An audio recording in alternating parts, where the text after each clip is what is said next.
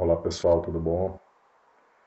Vamos continuar a nossa leitura do livro Transferência, Contra-Transferência e Resistência, da líder Regiane de Barcelos. Nós já fizemos o vídeo do prefácio e agora vamos ler o primeiro capítulo, certo? Primeiro capítulo, a transferência na relação musicoterápica, de colaboração de Luiz Montello. O propósito desta apresentação é descrever e explorar o fenômeno da transferência na relação terapeuta-cliente na musicoterapia, num contexto psicodinâmico. Como acredito que brincar, tocar é o ingrediente essencial no contexto musicoterápico, gostaria de expressar o rico construto teórico de dois psicanalistas, Melanie Klein e D.W. Winnicott, que trabalharam extensivamente com crianças, tendo o brincar como meio. Numa perspectiva psicanalítica, transferência ocorre quando o cliente, durante o processo de exploração dos conteúdos internos da psique, através da associação livre e no contexto musicoterápico através da improvisação, composição espontânea, etc., começa a projetar no analista atitudes infantis e sentimentos.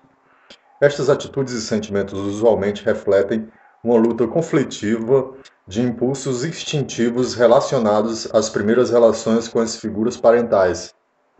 Um cliente pode ser, por exemplo, ameaçado por sentimentos eróticos em relação a mim durante uma fase particular da terapia.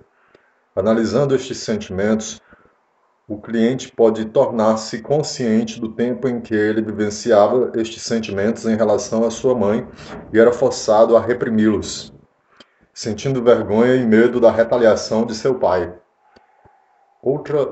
Uma outra cliente, cuja mãe era incapaz de protegê-la dos ataques sexuais de seu pai alcoólatra, né?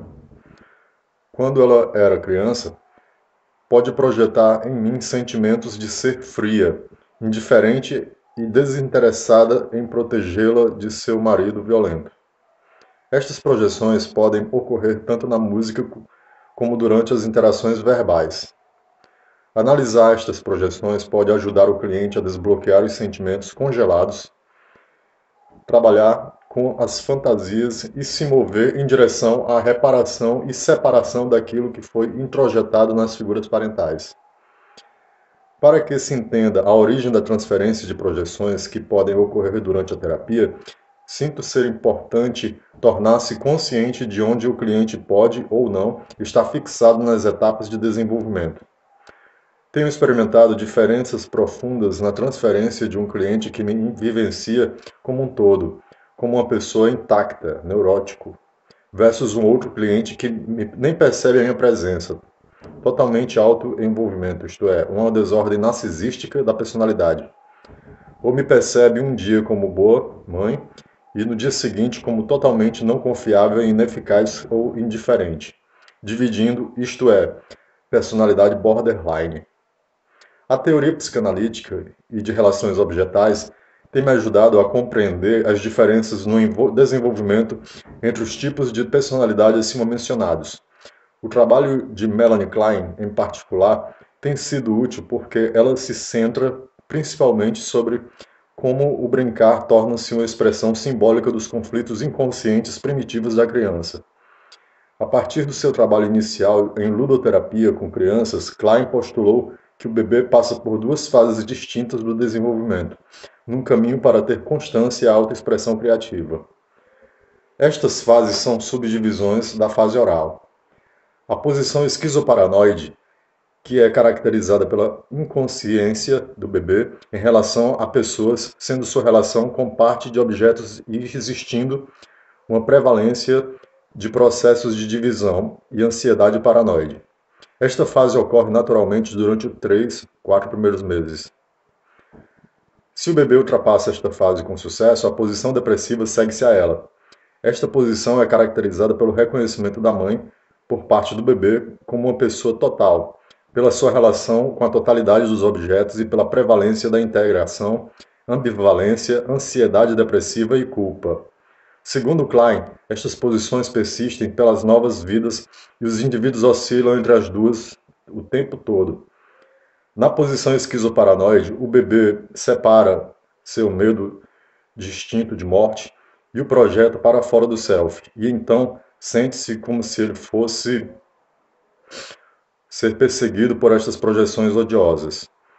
Durante a fase depressiva, o bebê percebe que ele tem sentimentos bons e maus, e que seus pais são bons e maus, e busca reparar qualquer dano sofrido numa fase anterior. Klein acredita que este espírito de reparação seja a origem da vida criativa do bebê. Klein e Winnicott, que também se concentra na importância do brincar na relação psicanalítica, acreditam que este movimento em direção à autoexpressão e à criatividade não pode ocorrer sem a maternagem suficientemente boa. No contexto musicoterápico, um espaço intermediário consistente e seguro, a própria relação terapêutica se torna um catalisador do trabalho através de paradas do desenvolvimento em cada posição.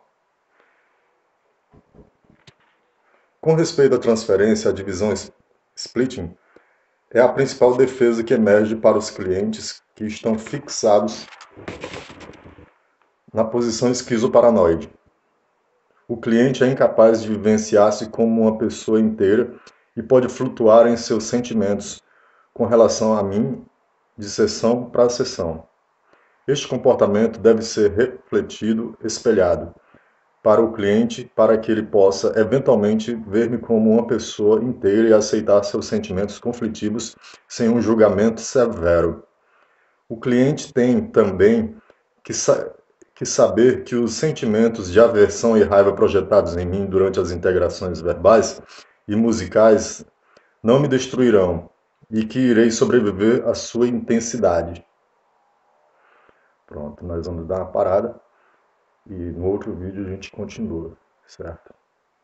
O primeiro capítulo.